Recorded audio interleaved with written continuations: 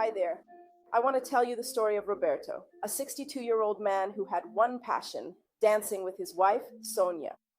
But in recent years, the music had stopped for him, and it all started with a creak, creak, creak in his knee when he'd get up from his chair, a sound that at first was just a joke, but it transformed into the soundtrack of his pain. For Roberto, every step felt like a million shards of glass grinding away at his joint. And the idea of dancing again seemed like a fantasy more distant than traveling to the moon. Roberto's journey was one shared by so many other men. He lived in a universe of pain where climbing the stairs at home was like climbing Mount Everest, maybe. While the world around him, including some doctors, would say, "It's your age. That's just how it is, Roberto. Get used to it." What a ridiculous situation, isn't it? Asking someone to get used to being a prisoner inside their own body. He tried capsules, creams that promised miracles, but they just attacked his stomach. Physical therapy. But it was like putting out a fire with a cup of water. The pain always came back, stronger each time, and laughing right in his face. It was then that Roberto, on a night of desperate research, found a piece of information that turned his game around.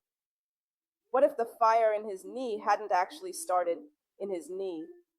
Imagine Roberto's body as a garden that he'd always cared for with so much love, and his intestine as a fence that protected this garden. He discovered that the fence of his intestine was full of holes, and through these holes, bad bacteria were escaping, getting into his bloodstream, like a gang of vandals, and going to party in the most sensitive place, the lining of his joints. The pain he felt in his body was screaming that the garden was being invaded. Roberto understood instantly. What good was it to put ointment on the plant's leaves if the pests kept getting in through the garden fence? He needed a master gardener, someone who had the solution, who would get to the root of the problem. That's when he found Flexotone. This finally solved the persistent and troublesome fence problem. The vandals who had been causing so much trouble in his system were expelled, and his joints, which had suffered for so long, finally started to find peace and flourish again, regaining their natural strength and flexibility. What Roberto discovered in each carefully crafted bottle of Flexotone was not simply a painkiller, but something much more profound and beneficial.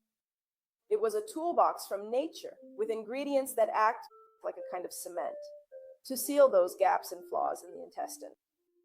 Other guardians that hunt down and neutralize the harmful bacteria.